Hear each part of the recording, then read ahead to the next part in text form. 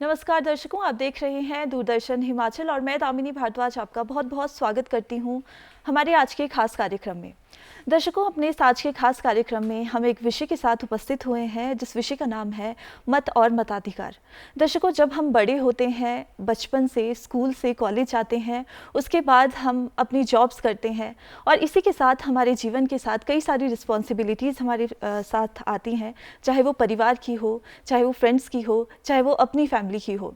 लेकिन इसी के साथ हमारे पास हमारे ऊपर एक रिस्पॉन्सिबिलिटी है देश की। क्या वो देश की रिस्पॉन्सिबिलिटी को हम पूरा करते हैं?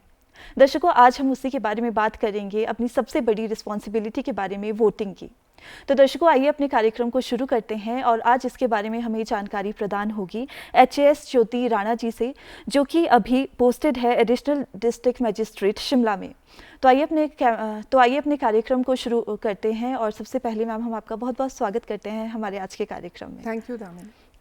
मैम, जैसे कि आज हम बात करेंगे वोटिंग के बारे में, वोट के बारे में। तो जैसे कि हम सभी जानते हैं, जैसे हम बड़े होते हैं, कई सारी रिस्पॉन्सिबिलिटीज़ हमारे ऊपर आती हैं और जिसे हम बखूबी समझते हैं अगर हम घर की बात करें। लेकिन जब वो रिस्पॉन्सिबिलिटी हमारी देश की होती है और हमारे वोटिंग की होती है, तो कहीं ना कहीं हम शायद अभी भी चूक जाते हैं और पूरी तरह से उसे समझ नहीं पाते हैं। तो शुरुआत हम इसी से करना चाहेंगे कि वोट को हम कैसे समझें, वोटर कौन होते हैं और वोटिंग क्यों हमारे लिए ज़रूरी है। आपने अभी बड़ी सही बात कही कि हम अपने परिवार की अपनी जिम्मेदारी समझते हैं, लेकिन शायद देश की जिम्मेदारी समझना कहीं भूल जाते। जी। कितने सालों की संघर्ष के बाद, कितने लोगों के बलिदान के बाद हमने ये लोकतंत्र पाया।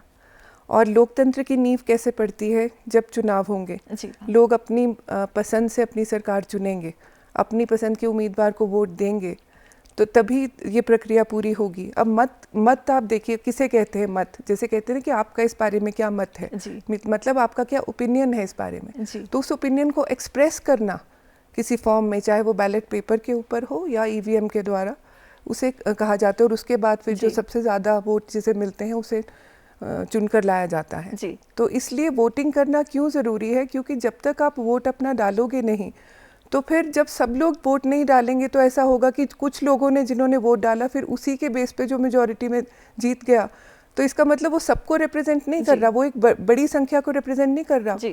तो इसकी वजह से फिर एक संपूर्ण जो सभी का विकास होना चाहिए, उसके बारे में फिर हम क्या शिकायत करें। बिल्कुल जी मैम, जैसे कि हम देखते हैं कि जब हम वोटिंग की बात करते हैं तो सबसे बड़ा इंसान या सबसे बड़ी जो एक यूनिट है जो इन्वॉल्व होती है वो वोटर है। लेकिन हम कई बार क्या देखते हैं कि लोग समझते हैं हम 18+ हो गए तो अब हम वोटिंग के लिए कैपेबल है। लेकिन एक वोटर कौन है और किसे हम कैपेबल वोटर कह सकते हैं?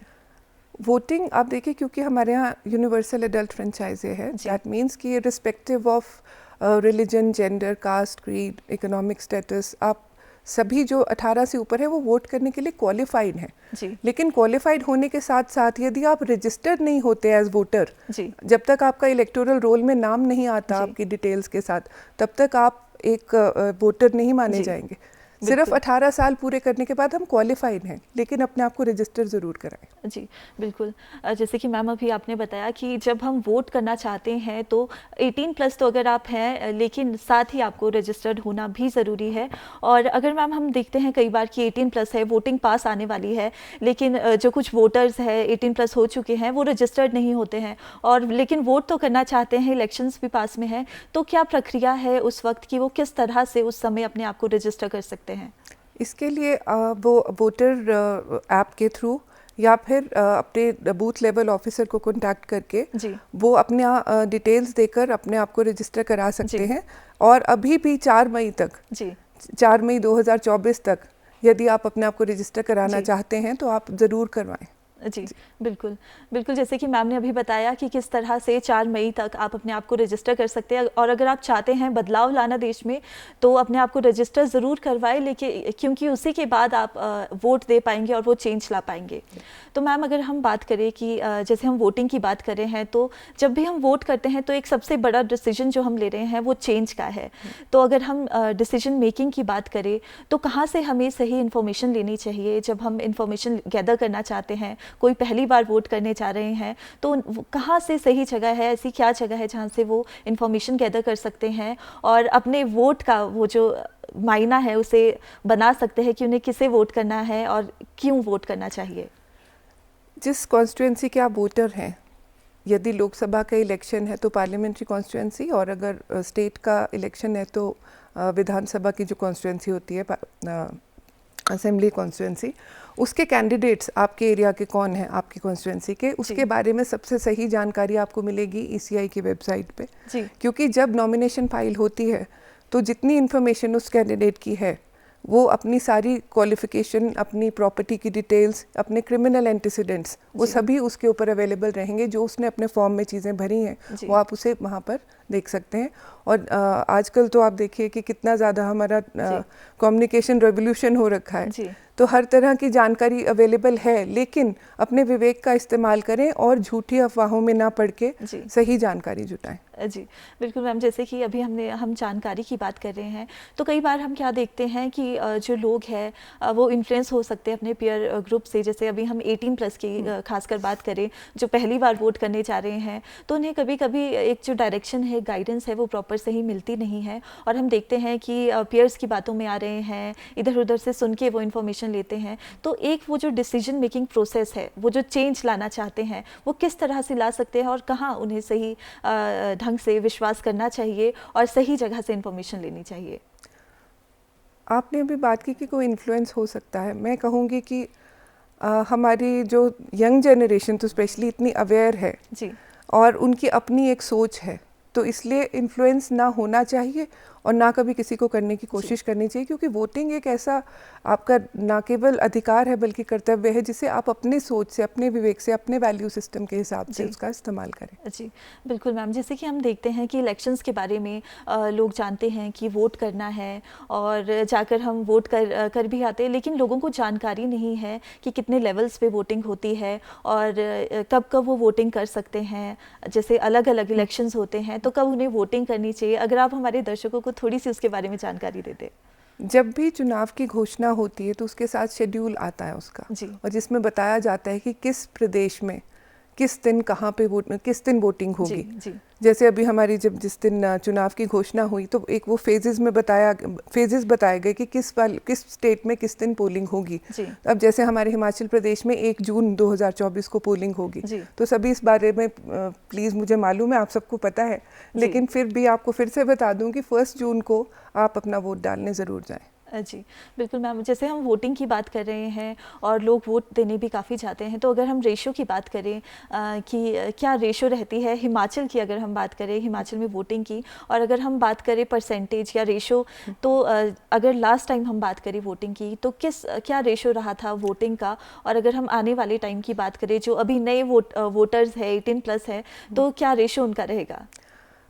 लास्ट टाइम लोकसभा इलेक्शंस में हिमाचल में वोटिंग परसेंटेज जो थी वो 72% अप्रॉक्सीमेटली थी, और इस बार लक्ष्य हमारा 100% कवर करने का है, क्योंकि लक्ष्य तो हमेशा ही 100% रहता है। तो मैं कहूँगी वो जो पिछली बार जो 28% जो नहीं आए थे, वो कृपया इस बार इसे 100% करें। जी बिल्कुल मैम, जैसे कि हम देखते हैं कभी कभी जो स्टूडेंट्स हैं वो बाहर गए होते हैं और अगर हम कहें इंडिया में भी नहीं होते हैं, लेकिन वोटिंग होती है, उन्हें भी वोट करना होता है। क्या कोई उनके लिए प्रावधान है, क्या कोई ऐसा प्रावधान है कि वो अपना वोट दे सके? मैं आपको अपनी बेटी का एग्जाम्पल दूँ, वो फर्स्ट टाइम वोटर है, इस बार ही दिल्ली यूनिवर्सिटी गई है वो, और वो स्पेशली 1 जून के लिए अपनी वोट देने के लिए वापस आ रही है कि ये एक ऐसी चीज़ है जिसके लिए कब से वेट किया था, तो इसे मिस नहीं करना है। जी बिल्कुल, कहा जाए कि हमें खुद भी अवेयर रहना चाहिए और हम जहाँ भी है हमारा अधिकार है, और अगर हम चेंज लाना चाहते हैं, जैसे कि मैंने शुरुआत में कहा था, वो चेंज आपके एक वोट से आ सकता है, तो अपने वोट को ज़ाया ना करें और वोट देने ज़रूर आए।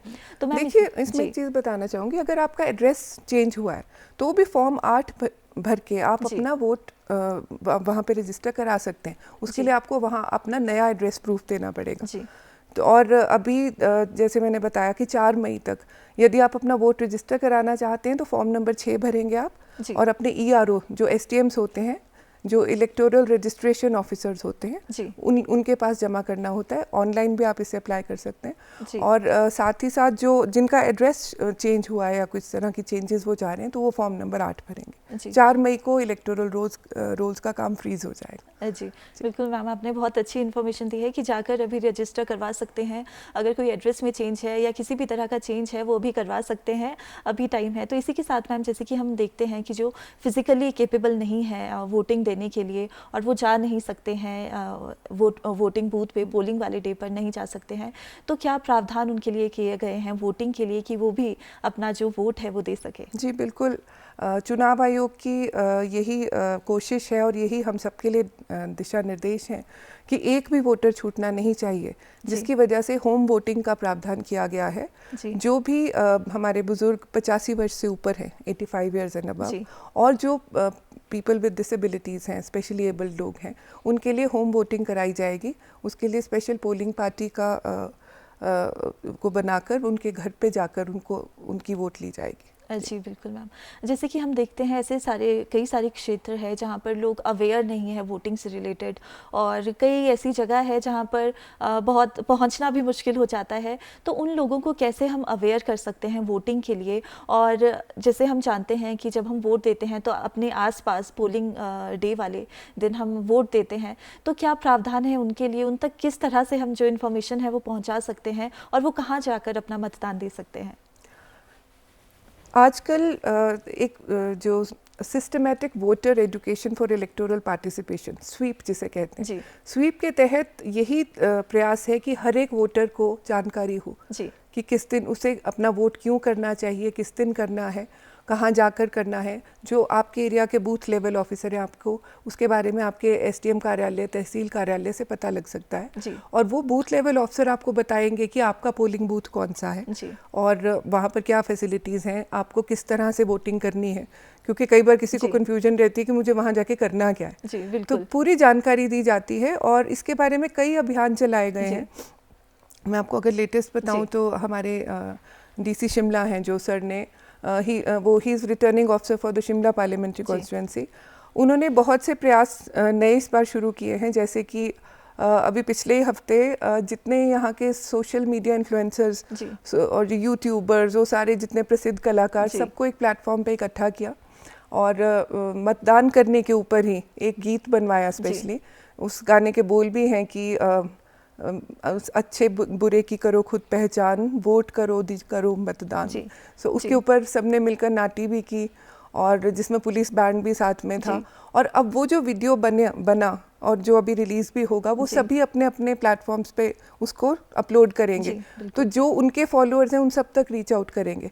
साथ ही पंचायत लेवल तक जाकर और अपने बूथ लेवल ऑफिसर्स के माध्यम से सब में ये चीज़ बताई जा रही है कि वोट करना चाहिए। इसके बारे में एक सबसे बड़ा प्रयास जो था इलेक्शन कमीशन का, वो था इलेक्टोरल लिटरेसी क्लब। आप देखिए स्कूल्स, यूनिवर्सिटीज़, कॉलेजेस, ITIs इनमें बनाए गए हैं। वहाँ पर जो पॉलिटिकल साइंस के जो टीचर्स, लेक्चरर्स हैं, वो उसके नोडल अधिकारी हैं। उनका काम है स्टूडेंट्स को अवेयर करना उस क्लब के माध्यम से, और वही स्टूडेंट्स फिर एम्बेसडर्स बनते हैं जो जन जन तक ये बात पहुंचाते हैं कि वोट क्यों करनी चाहिए। जी बिल्कुल मैम, जैसे मैं यही जानना चाहती थी, जैसे अभी आपने इन्फॉर्मेशन दी कि जो 18+ बच्चे हैं अपने कॉलेजेस में हैं, यूजुअली अपनी स्टडीज़ में बिजी रहते हैं, और अगर हम कहें तो वो ज़्यादा गोल ओरिएंटेड होते हैं अपने फ्यूचर के रिलेटेड, और कहीं ना कहीं इधर ध्यान नहीं दे पाते हैं कि वोटिंग कितनी ज़रूरी है और उन्हें उनका वोट देना कितना ज़रूरी है। तो उन बच्चों तक अगर हम बोले 18+ जो अभी हुए हैं, अभी कॉलेज में है, वहाँ तक इन्फॉर्मेशन किस लेवल पे पहुँचती है और उन्हें किस तरह से अवेयर करे कि उनको वोट देना ज़रूरी है, पढ़ाई के साथ साथ आपका जो आपकी जो वोटिंग है वो भी ज़रूरी है और आपको मतदान देना चाहिए। जैसे मैंने आपसे अभी जिक्र किया कि इन इलेक्टोरल लिटरेसी क्लब्स के माध्यम से अलग अलग जो कैंपेन्स चलाई जाती हैं, अलग अलग ड्राइव्स छेड़ी जाती हैं, और प्रशासन के द्वारा और बाकी सभी विभागों को साथ जोड़कर सभी को रीच आउट करने के, जैसे नुक्कड़ नाटक के थ्रू या फिर सोशल मीडिया के ऊपर कुछ मैसेजेस के थ्रू, अपने इलेक्ट्रॉनिक मीडिया के थ्रू, न्यूज़पेपर्स के माध्यम से हर तरह से प्रचार किया जाता है। और आप देख ही रहे होंगे आजकल हर तरफ हम देखते हैं कि मतदान करें, और बोल कर भी, सुनकर भी। तो मुझे नहीं लगता ऐसा कोई भी व्यक्ति होगा जिसे नहीं मालूम होगा कि मतदान करना है। बिल्कुल बिल्कुल मैम, जैसे वोटिंग के लिए हम इतनी सारी बातें आपने अभी हमें बताई, लेकिन साथ ही हम कई कई एरियाज़ में देखते हैं और ऐसा सुनते भी हैं कि कई बार क्या होता है कि जो वोटर्स है, जैसे वोटिंग होने वाली है 1-2 दिनों में, और हम देखते हैं कि उससे पहले उन्हें कई सारी चीज़ें ऑफर्स की जाती हैं किसी एरिया में, और कभी कभी हम देखते हैं कि on the day of voting, जिस दिन पोलिंग चल रही है, वोटिंग हो रही है, उस दिन भी हम देखते हैं कि कई सारी ऐसी एक्टिविटीज़ है, जो गतिविधियाँ हैं जो नहीं होनी चाहिए थी। तो इसके लिए हमें कहाँ, किसे कांटेक्ट करना चाहिए अगर हमें कंप्लेंट करना है, क्योंकि लोग बहुत डर जाते हैं इन सब चीज़ों से जब देखते हैं, तो क्या सही प्लेटफॉर्म है जहाँ कंप्लेंट होनी चाहिए, और किस तरह से लोगों को जागरूक किया जाए कि ऐसी सब चीज़ों में उन्हें पार्टिसिपेट नहीं करना है और वोटिंग के लिए उन्हें सही जगह जाना है और अपने इंफॉर्मेशन के अकॉर्डिंग, अपने डिसीजन के अकॉर्डिंग ही वोट करना है। देखिए, जो आपने बात कही है इसके लिए बहुत स्ट्रिक्ट इंस्ट्रक्शंस हैं, रूल्स हैं, और इसमें यदि इस तरह का उल्लंघन कोई करता है तो ये सरासर आचार संहिता का उल्लंघन है, और इसके तहत अगर ऐसी गतिविधियां करता हुआ किसी के खिलाफ शिकायत आती है और वो प्रूव होती है तो फिर वो जो उम्मीदवार है वो डिस्क्वालीफाई भी कर दिया जाता है। और यदि किसी के भी ध्यान में आए कि इस तरह की कोई गतिविधियां चल रही हैं तो आप सी विजिल ऐप पर या फिर आप इसमें शिकायत किसी भी सक्षम अधिकारी को आप दे सकते हैं, जिसका, और इसमें जो निर्देश हैं कि उसके जो निपटारा है उस शिकायत का वो 100 मिनट के अंदर किया जाएगा। 100 मिनट उस पार नहीं होने चाहिए, उससे पहले वो ग्रीवेंस जो है उसका निवारण हो जाना चाहिए। और इसके बारे में पूरा एक तंत्र काम करता है, फ्लाइंग स्क्वाड्स लगाई जाती हैं, स्टैटिक सर्विलेंस टीम्स लगाई जाती हैं, जो आपने देखा होगा कितनी चेकिंग चलती है कि किसी भी तरह से वोटर्स को कोई इन्फ्लुएंस ना करे, उन्हें पैसे बांटकर या शराब बांटकर या किसी भी तरह के प्रलोभन देकर। इसके लिए इतना मतलब मैकेनिज्म टाइट किया जाता है कि बहुत कम स्कोप रहता है कि ऐसी चीज़ हो। लेकिन जैसे आप कह रही हैं कि नागरिक ज़्यादा जागरूक हैं, उन्हें होना भी चाहिए, तो जो एक नागरिक अगर कोई इस तरह से बताता है कि ऐसा कुछ हो रहा है तो उस पर तुरंत कार्रवाई की जाती है। जी मैम, बिल्कुल, जैसे कि अभी हम बातचीत कर रहे हैं कि किस तरह से जागरूक होना चाहिए और वोटिंग किस तरह से होनी चाहिए, लेकिन एक नई चीज़ जो सुनने में आ रही है और काफ़ी लोगों को पता नहीं है कि जब हम on the day of vote करने चाहते हैं, अगर हमें किसी पार्टी को वोट नहीं करना है तो एक और बटन वहाँ पे होता है, उस बटन के बारे में आप थोड़ा सा बताएं, क्योंकि लोग उसके बारे में जागरूक नहीं है, और क्या क्या उसका इम्पोर्टेंस है और क्यों वो वहाँ पर है। देखिए, जब हम कहते हैं ना कि वोट ज़रूर करना चाहिए मुझे, आपको, हम सबको, तो कई बार कुछ कहते हैं कि नहीं जी, मुझे इन जो कैंडिडेट्स की सूची इनमें से मुझे किसी को भी वोट नहीं करना है, लेकिन तब भी आपको वोट करना चाहिए, क्योंकि एक जो नोटा, जिस नन ऑफ द अबव की मतलब इनमें से कोई भी नहीं, कि मैं अपना बटन दबाता हूँ नोटा पर कि मुझे इनमें से किसी को वोट नहीं, मेरा वोट क्या है, नोटा को। जी बिल्कुल मैम, जैसे कि हम देखते हैं जब 18+ जो अभी हम बच्चों के बारे में बात कर रहे हैं, क्योंकि उन्हें हम ज़्यादा जागरूक कर रहे हैं, क्योंकि वो फर्स्ट टाइम वोट करेंगे और बच्चे एक्साइटेड भी होते हैं और चाहते भी हैं कि वो वोट करें। तो अगर हम बात करें जैसे कि इन्फॉर्मेशन की अगर हम बात कर रहे हैं, तो हम देखते हैं कि कई बार जो बच्चे हैं, जैसे आपने बताया कि इन्फ्लुएंस में ना आए और किस तरह से उन्हें जो सही दिशा है वहाँ जाना चाहिए और सही इन्फॉर्मेशन लेना चाहिए, लेकिन एज अ वोटर जब वो वोट करने जाते हैं तो उनको खुद अपनी रिस्पॉन्सिबिलिटी कितनी समझनी ज़रूरी है और क्या उनकी रिस्पॉन्सिबिलिटी है, वो आप हमारे जो नए वोटर्स हैं उनको ज़रा बताएं। नए वोटर से मैं यही कहूँगी कि सबसे पहले तो अपने देश को, अपने प्रदेश को जानो, ये जानो कि आपके एरिया की सोच क्या है, आपके यहाँ पे किस तरह का विकास होना चाहिए। उससे रिलेटेड फिर आपको कैंडिडेट जो कंटेस्ट करने वाले हैं उनकी विचारधारा, उनकी सोच, उसके बारे में पता रहना चाहिए, जिसके बारे में कितने प्लेटफॉर्म्स हैं आपको उनके बारे में पता लग सकता है। और सबसे ऑथेंटिक कि आप ECI की वेबसाइट से उनकी सारी जानकारी ले सकते हैं, क्योंकि वोट आपका सीक्रेट रहता है। ऐसा तो है नहीं कि आप किसी के इन्फ्लुएंस में क्यों आए, कि आपको कोई डराए भी क्यों और आप डरें भी क्यों, क्योंकि कोई नहीं जान सकता कि आपने अपना वोट किसे दिया है। तो इसे ध्यान में रखते हुए केवल अपने विवेक का, अपनी सोच का इस्तेमाल करें और ये जानते हुए वोट करें कि it is not only my right, it is my duty towards nation. जी, बिल्कुल मैम, जैसे कि हम बातचीत में अभी ये जान पा रहे हैं कि जो इंडिविजुअल है उसको तो अपना जो रोल है वो समझना चाहिए, लेकिन जब भी हम डिस्कशन करते हैं, बातचीत करते हैं, तो हम बात तो करते हैं कि चेंज आना चाहिए और यहाँ पर ये चीज़ सही नहीं है या इस जगह पर ये चीज़ सही नहीं है, लेकिन जो हम यंग कैंडिडेट्स बोलेंगे जो भी वोट करने जा रहे हैं वो खुद एक चेंज है, वो खुद एक चेंज ला सकते हैं। तो जैसे कि हम बात करते हैं कि क्रिटिसाइज़ तो लोग बहुत ज़्यादा करते हैं कि यहाँ पे सिस्टम ठीक नहीं है, यहाँ पर ये चेंज होना चाहिए, तो रिस्पॉन्सिबिलिटी उनकी खुद की क्या है कि वो चेंज ला सकते हैं और उन्हें किस तरह से वो समझना चाहिए? मैं पूछना चाहूँगी सिस्टम है कौन? जी, मैं, आप, हम सब मिलके ही तो सिस्टम बनाते हैं, तो ये जिम्मेदारी सभी की मिली जुली है। जी, तो अगर चेंज लानी तो सबसे पहले ही चेंज तो हमें खुद में लानी होगी। जी, तो कहते हैं ना कि जब तक मैं चालाक था मैं दुनिया बदलना चाहता था, अब मैं समझदार हूँ मैं खुद को बदल रहा हूँ। तो जो यंगस्टर है वो तो अभी वैसे भी उससे ज़्यादा रोल किसी का नहीं है, क्योंकि वो अभी फ्रेश ब्लड हैं और वो एक जोश रखते हैं और अपने देश को एक अच्छे तरक्की के मार्ग पर देखना चाहते हैं। तो जहाँ तक अवेयरनेस का वो सवाल है, तो मैं तो कहूँगी, ये मेरा मानना क्या, मेरी मतलब बिल्कुल मैं जानती हूँ कि यंग वोटर से ज़्यादा अवेयर कोई नहीं है जी, उनमें जो जोश है चेंज लाने का, वो लाएंगे और वो ला सकते हैं और लाएंगे। जी, बिल्कुल मैम। ये सब बातें तो जैसे हम अभी कर रहे हैं कि जो वोटिंग है, जो वोट करने वाले हैं, उनके लिए कितना इम्पोर्टेंट है और कितना इम्पोर्टेंस रखता है। लेकिन साथ ही इसका एक और साइड भी है, कॉइन का अगर हम दूसरा साइड बोले वो भी है, जिसके लिए हम वोटिंग कर रहे हैं, जिस पार्टी के लिए हम वोटिंग कर रहे हैं या जिस भी इलेक्शन के लिए हम वोटिंग कर रहे हैं, तो वो भी एक पहलू है। तो उनके लिए कितना इम्पोर्टेंट है वोट आना लोगों का, और क्यों वोटिंग इम्पोर्टेंट है? जैसे हम बोलते हैं कि इतनी परसेंटेज वोटिंग हुई है, हम चाह रहे हैं कि इतनी परसेंटेज हो, वो जो वोटिंग है वो क्यों इम्पोर्टेंट है उन लोगों के लिए जिनके लिए हो रही है, या जिस इलेक्शन के लिए हो रही है, या जिस पार्टी के लिए हो रही है? जो आप कैंडिडेट्स की बात करें, तो कैंडिडेट्स को तो जब तक वोट मिलेंगे नहीं तो फिर, क्योंकि बेसिक वो कहते हैं ना कि किसी चीज़ के होने के लिए वो चीज़ में वोट डलना ज़रूरी है। बिल्कुल।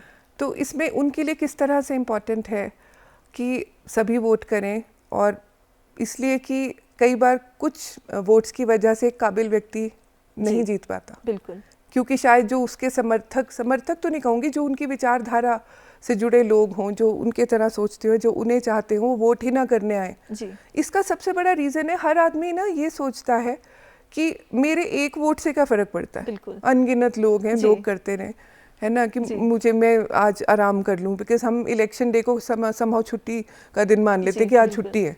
वो छुट्टी नहीं है, वो आपको सुविधा दी जाती है कि आप अपने जो भी आपका प्रोफेशन है उस पर की फिक्र ना करते हुए जाकर अपना जो मेन आपका डेमोक्रेटिक राइट और ड्यूटी है उसे पूरा करें। एक वोट की कीमत, अब आप बताएं, उससे पूछिए किसी एक का इम्पोर्टेंस, कि कोई एक रन से मैच हार गया हो, बिल्कुल, कि कोई एक नंबर से किसी एग्जामिनेशन में रह गया हो, जिसने 1 सेकंड या 1 मिनट की उससे अपनी फ्लाइट या ट्रेन मिस कर दी हो, जिसने 1 सेकंड में अपनी जान खो दी हो। बिल्कुल। तो एक बूंद से सागर बनता है, इवन हज़ारों मील की जर्नी भी एक स्टेप से ही शुरू होती है, तो एक को ना भूलें कभी। जी, बिल्कुल मैम, ये बहुत अच्छी बात हमने कही, इसीलिए मैं चाह रही थी कि जो लोग हैं वो इम्पोर्टेंस जाने कि हमारे लिए कितना इम्पोर्टेंट है, लेकिन साथ ही जिसके लिए हम वोट कर रहे हैं उनके लिए कितना इम्पोर्टेंस रखता है और देश के लिए कितना इम्पोर्टेंट है। तो मैम, इसी के साथ मैं एक प्रश्न आपसे और करना चाहूँगी अंत में, कि जैसे आप एज एन इंडिविजुअल किस तरह से मोटिवेट करना चाहेंगी हमारी यूथ को और उन लोगों को जो वोट करना चाहते हैं, और उन्हें क्यों वोट करना चाहिए? क्या कहना है आपका उनको हमारे देश के लिए? अभी हमने जितनी बातें की वो एक तरह से अपील ही थी, it is an earnest appeal कि कृपया वोट ज़रूर करें, अपना कर्तव्य समझें, इसे अपना अधिकार मानें, और बहुत कीमती होता है अधिकार, और बहुत वर्षों के संघर्ष के बाद पाया है। आपने मोटिवेट होने की बात की, मैं खुद एक किसी की बात से इतनी मोटिवेट हुई, एक बच्चे की बात से। आपसे एक इंसिडेंट शेयर करती हूँ। पिछली विधानसभा के वक्त जिस दिन पोलिंग डे था, उस दिन शाम को मैं अपने कलीग के यहाँ पे बैठी थी, और उनके बेटे ने उनसे पूछा कि मम्मा पापा आप लोग आज वोट करने नहीं गए, आज तो वोटिंग डे था। तो उन्होंने कहा कि अरे बिज़ी रहे, टाइम नहीं मिला, कुछ ऐसा कुछ उन्होंने बोला। तो उसने कहा कि मैं जब स्कूल के लिए बहाने करता हूँ तो आप मुझे क्या बोलते हो कि अपने भविष्य की तो कुछ चिंता करो जी। तो मम्मा क्या देश के भविष्य की चिंता फिर कौन करेगा? ये सोच होनी चाहिए हर एक की कि यदि हम अपनी चिंता, जिससे जहाँ से हमने बात शुरू की थी, यदि हम अपनी खुद की चिंता करते हैं, हम अपने लिए इतने फिक्रमंद हैं, तो देश की भविष्य के लिए हमें सजग भी रहना है और हर एक को आके वोट करना है। Let it be 100% every time. Thank you. जी बिल्कुल मैम, आपका बहुत बहुत धन्यवाद। आपने हमें इतनी सारी बातें बताई और किस तरह से आप मोटिवेट कर रही हैं और किस तरह से एक बच्चा भी जो है हमारी सोच में चेंज ला सकता है और देश में चेंज ला सकता है। तो दर्शकों, आज हमने इतनी सारी बातें की, वोटिंग के बारे में जाना और आई एम श्योर कि जितने भी आपके डाउट्स होंगे, क्वेश्चंस होंगे, वो इस प्रोग्राम के थ्रू, हमारे आज के स्पेशल प्रोग्राम के थ्रू क्लियर हुए होंगे। और 4 मई तक आप अपने आप को रजिस्टर करवा सकते हैं और साथ ही जो इन्फॉर्मेशन है वो भी आप ले सकते हैं। इसी के साथ मैं आपका बहुत बहुत धन्यवाद करना चाहूँगी हमारे आज के कार्यक्रम में आने के लिए। और इसी के साथ दर्शकों, अगर आप चाहते हैं चेंज लाना तो अपने कीमती वोट को आप ज़रूर दें। और एक वोट, आप ये मत समझिए कि उससे चेंज नहीं आता। आपका एक वोट, आपका एक क्लिक पूरे देश में चेंज ला सकता है, पूरी व्यवस्था में चेंज ला सकता है। इसी के साथ दर्शकों, मैं आपका भी धन्यवाद करना चाहूँगी हमारे आज के कार्यक्रम में हमारे साथ जुड़े रहने के लिए। अभी के लिए हम आपसे लेंगे इजाज़त, लेकिन अगली बार फिर होगी मुलाकात। तब तक के लिए आप देखते रहिए दूरदर्शन हिमाचल। नमस्ते।